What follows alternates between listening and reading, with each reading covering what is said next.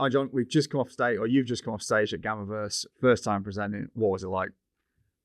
It was a little bit nerve-wracking at first, but I must admit it was just warming to see the Andy and Matt presenting before me. They did a great job, and actually standing up there and seeing so many partners in the room, it really does hit you. You know how successful we are collectively. I think with our partners. So yeah, it felt good. It felt good. Thanks. I mean, it was amazing coming across. Andy and Matt, and then yourself talking about things that are exciting. So you talked a bit about your priorities on stage. Just reiterate, what are your priorities? How do you see the next year, 18 months, 2 years rolling out for us? Yeah. So I mean, I think we're in a fantastic place right now at Gamma. I think we've got to a point now where we've got some fantastic products to offer. And I think, let's face it, we've been a little bit behind on a few things, but it feels like a great place to be right now. And my priorities really are about giving more to the channel to sell. And I think we're doing that. I think we're doing that really well. And the second priority is to get them into new markets. To markets like IoT, cyber, Microsoft. These are all markets that are important, and markets the channel, I think some of the big channel partners are already in, but actually there's a huge opportunity for a lot of channel partners that aren't in those markets to get into them. And that's about future-proofing, their businesses for the future. So that's my second priority. Thirdly, I think for me, it's actually just of trying to make things a bit more straightforward for the channel as well.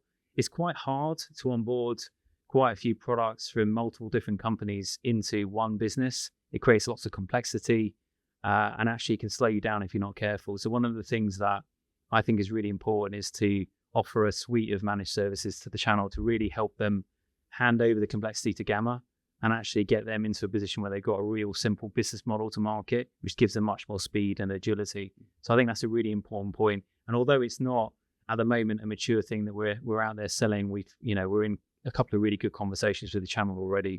So I'm hoping to bring some more information around that very soon. Cool. And what's your vision, I guess, for how Gamma aligns itself with the channel? What is it you think Gamma needs to do more of, or less of, or differently to what we've done in the past? And what do we take with us to sort of bring that vision to life? Yeah. Well, I think, look, and I said it on stage, I think we are a partner business, a partner first business, and that will never change. One of the things I always remember about when I first joined Gamma, about sort of 13 years ago, was our CEO back then, Bob Faulkner.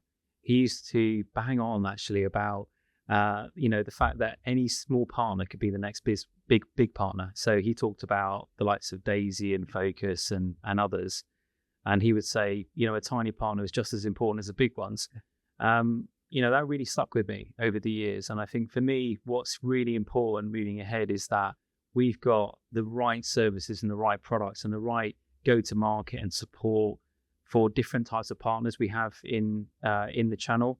And I think it's easy to kind of sit there and treat everyone the same and offer them the same things. But the reality is they are all slightly different. They are different businesses, and their needs to grow are slightly different.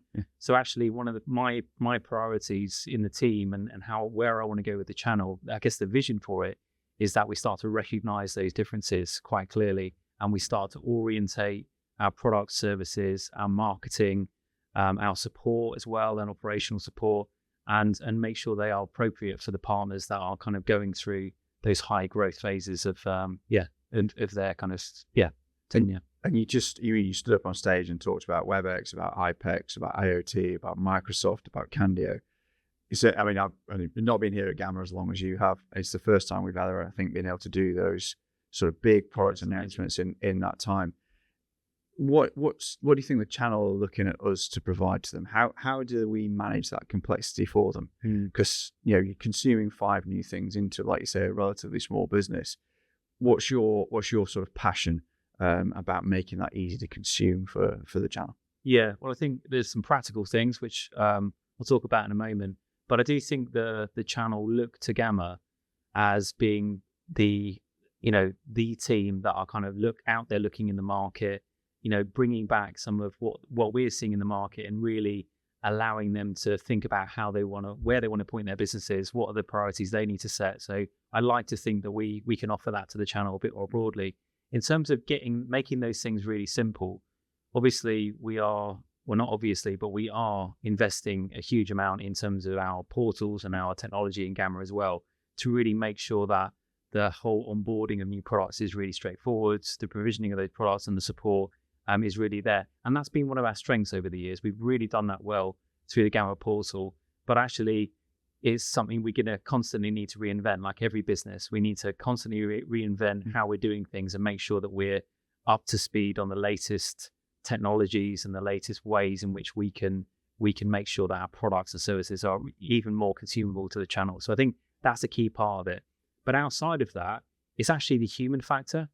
I think people in Gamma are straight talking, they're open, they're honest, they're transparent.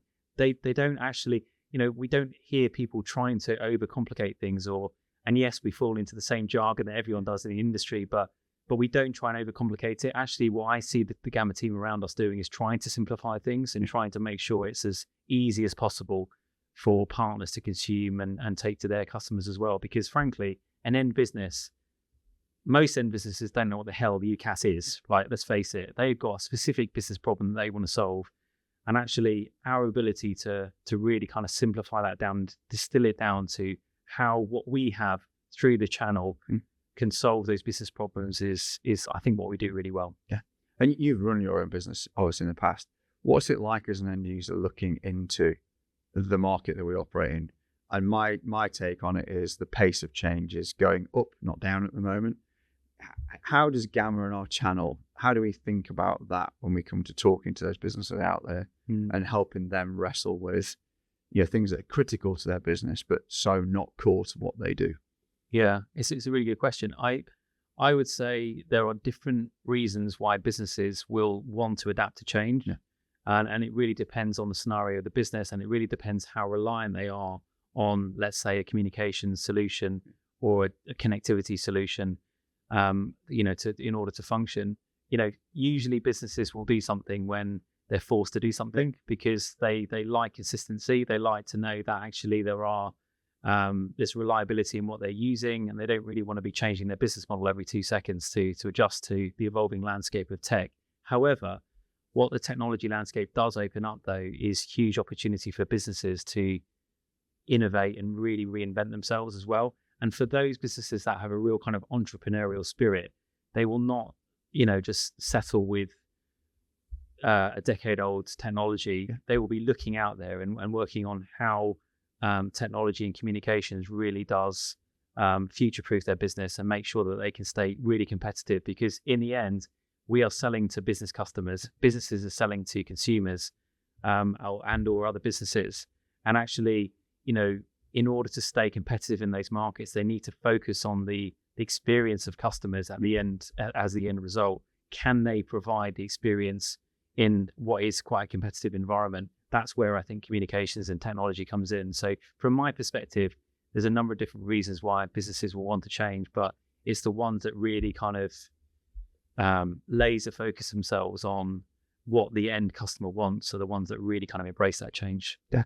And I guess on that embracing change point, if you had like one message you were able to put to channel partners about facing into this environment of constant technological change, experience change, consumer behaviors, what are you saying? Is it watch and see, or is it be bold and go for it? It's definitely be bold. I think it's easy in communications in our industry as well, because although the technology industry is moving at a huge pace, sometimes adoption doesn't move as quickly as the technology landscape is moving, and therefore there can be a lethargy, I think, in the desire to want to move.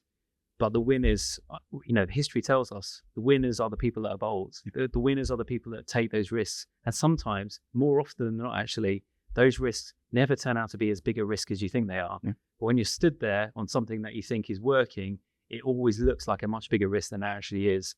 So I'm absolutely the advocate of being bold and moving with the times and really driving that transformation forward for end customers, and be the company that is advocating that into end businesses as well, because everyone is busy. They will be focused on everything else, and it's not, communications is not the forefront of everyone's mind in every business, clearly. So it's important, I think, that the channel are that kind of team that really help open the eyes of end businesses and make sure that they are innovating and they're being bold and brave. Cool. Thanks, John. I appreciate you taking a bit of time out on a day where it's so packed with partners, sort of asking you, where's the direction of the business? What's your vision? I really appreciate you sharing with us, and look forward to sort of picking this up again as we continue to drive Gamma and the channel forward through 2025 and beyond. Thanks, Chris. My pleasure.